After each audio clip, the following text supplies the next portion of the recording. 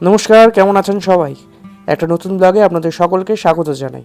আজকে বোন এসেছে আমার বাড়িতে আইবুড়ো ভাত খেতে, আর তার পিসিমণি অর্থাৎ আমার মা এই মুহূর্তে ব্যস্ত তার ছোট ভাইয়ের একমাত্র মেয়েকে আইবুড়ো ভাত খাওয়ানোর জন্য।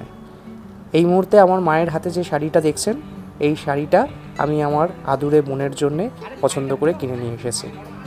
শাড়ির ব্যাপারে আমার অভিজ্ঞতা জিরো হলেও এই শাড়িটা প্রথম দেখাতেই আমার ভীষণ ভালো লেগেছিল। আমার বিশ্বাস ছিল যে এই শাড়িটা ও আমার বোনকে পরলে ওকে ভীষণ ভালো মানাবে, আর সত্যিই তাই।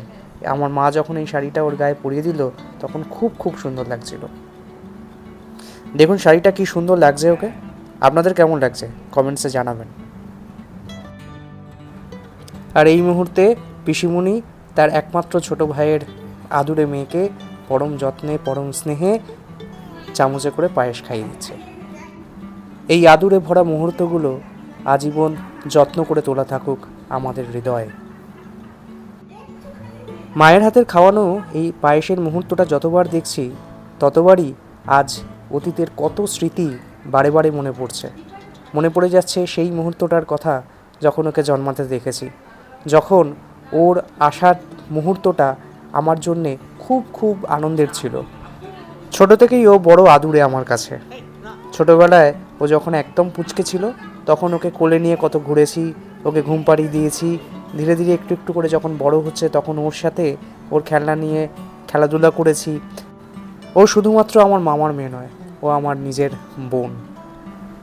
না থেমে থাকা সময়ের ফাঁকে ছেলেবেলাগুলো কখন যে কেটে গেল, আর কখন যে আমার বোনটা বড় হয়ে গেল, আর আজকে ওর বিয়ের এই প্রস্তুতি পর্বে আমরা দাঁড়িয়ে রয়েছি, টেরই পেলাম না। এদিকে আমার ছোটো মামাও খাওয়া দাওয়া করছে। আজকে মেনুতে রয়েছে মাটন বিরিয়ানি, সাথে মায়ের হাতের করা স্পেশাল চিকেন কষা, বাড়িতে করা ফিশ ফ্রাই, মায়ের হাতের পায়েস, আর শেষ পাতে মায়ের হাতের আনারসের চাটনি, যেটা আমার বোনেরও খুব প্রিয়। আমার প্রথম ব্লগ বোনের রিং সেরিমনি দিয়েই শুরু। আই বাটনে তার লিঙ্ক ডেসক্রিপশন দেওয়া রইল।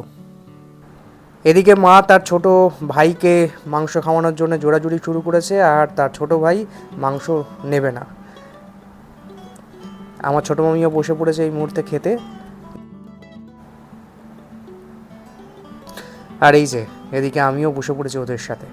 আর এই মুহূর্তে ভিডিওটা করছে কিন্তু আমার বাবার হাতে মোবাইল দিয়ে আমিও এই মুহূর্তে ওদের সাথে গল্প করতে করতে বিরিয়ানিতে মশগুল। মাঝখানে বহুদিন ব্লগ করতে পারিনি, আসলে বিভিন্ন রকম কাজের চাপের মধ্যে ব্লগ করার মতন সময় হয়ে উঠছিল না। তাহলে আজকের ভিডিওটা এখানেই শেষ করলাম। আবারও দেখা হবে আপনাদের সকলের সাথে অন্য কোনো ব্লগে খুব তাড়াতাড়ি।